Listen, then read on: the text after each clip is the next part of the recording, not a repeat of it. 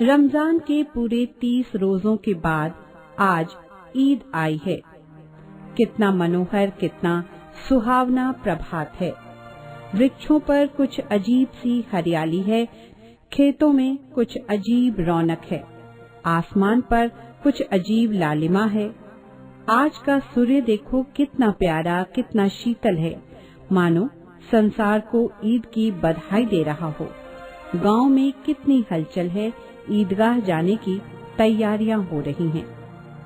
लड़के सबसे ज्यादा प्रसन्न हैं, बार बार जेब से खजाना निकालकर गिनते हैं।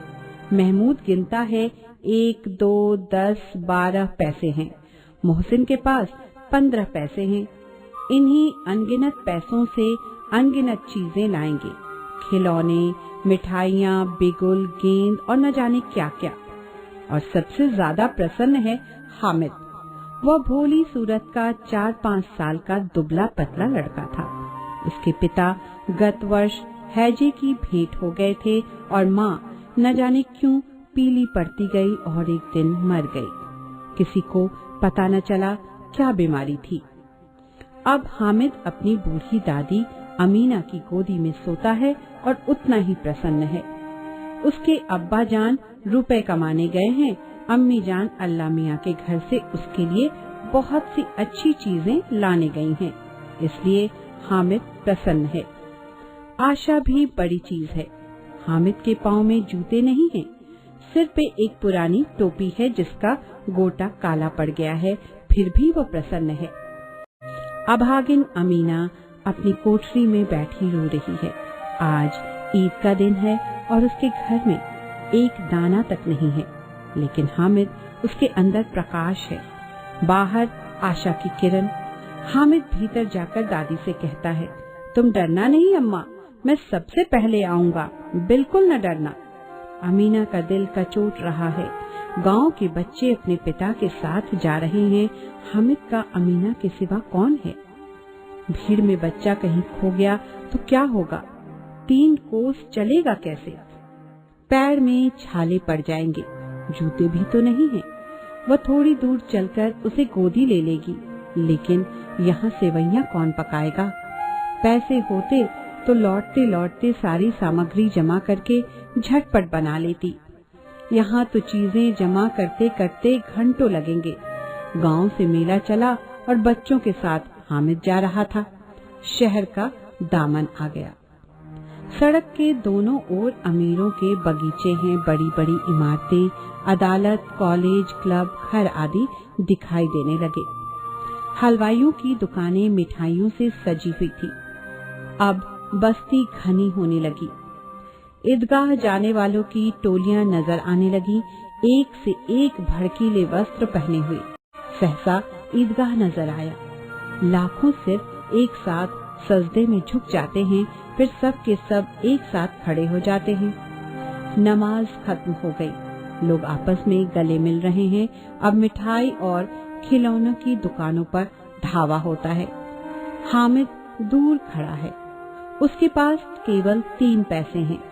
मोहसिन भिश्ती खरीदता है, महमूद सिपाही, नूरे वकील और सम्मी धोबन।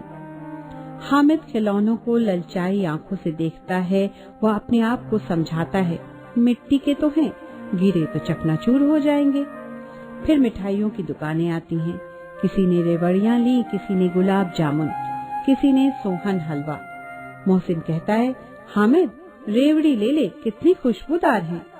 हामिद ने कहा, रखे रहो, क्या मेरे पास पैसे नहीं हैं? सम्मी बोला, 3 ही पैसे तो हैं, 3 पैसे में क्या क्या लोगे? मिठाइयों के बाद लोहे की चीजों की दुकानें आती हैं। कई चिमटे रखे हुए थे। हामिद को ख्याल आता है, दादी के पास चिमटा नहीं है। तवे से रोटियां उतारती है तो हाथ जल जाता है। अगर वह चिमटा ले जाकर दादी को दे दे तो वह कितनी प्रसन्न होगी, फिर उनकी उंगलियां कभी न जलेंगी। दादी अम्मा चिमटा देखते ही दौड़कर मेरे हाथ से ले लेंगी और कहेंगी, मेरा बच्चा अम्मा के लिए चिमटा लाया है, हजारों दुआएं देंगी। फिर पड़ोस की औरतों को दिखाएंगी। सारे गांव में चर्चा होने लगेगी, हामिद चिमटा लाया है, कितना अच्छा लड़का है। बड़ों की दुआएं सीधे अल्लाह के दरबार में पहुंचती हैं और तुरंत सुनी जाती हैं। हामिद ने दुकानदार से पूछा, यह चिमटा कितने का है? 6 पैसे कीमत सुनकर हामिद का दिल बैठ गया। ठीक 5 पैसे लगेंगे, लेना है तो लो, नहीं तो चलते बनो, दुकानदार ने कहा। हामिद ने कलेजा मजबूत करके कहा, 3 पैसे लोगे? यह कहता हुआ वह आगे बढ़ गया। दुकानदार ने बुलाकर चिमटा दे दिया। हामिद ने उसे इस तरह कंधे पर रखा मानो बंदूक हो और शान से अकड़ता हुआ संगियों के पास आया। दोस्तों ने मजाक किया, यह चिमटा क्यों लाया पगले, इससे क्या करेगा? घर आने पर अमीना हामिद की आवाज सुनते ही दौड़ी और उसे गोद में उठाकर प्यार करने लगी। सहसा उसके हाथ में चिमटा देखकर वो चौंकी। यह चिमटा कहाँ से लाया? मैंने मोल लिया है। क्या पैसे में? 3 पैसे दिए। अमीना ने छाती पीट ली। यह कैसा बेसमझ लड़का है कि दोपहर हुई, कुछ खाया न पिया, लाया क्या चिमटा? सारे मेले में तुझे और कोई चीज न मिली जो ये लोहे का चिमटा उठा लाया? हामिद ने अपराधी भाव से कहा, तुम्हारी उंगलियां तवे से जल जाती थी, इसलिए मैंने इसे ले लिया। बूढ़ी अमीना का क्रोध तुरंत स्नेह में बदल गया। यह मूक स्नेह था, रस और स्वाद से भरा।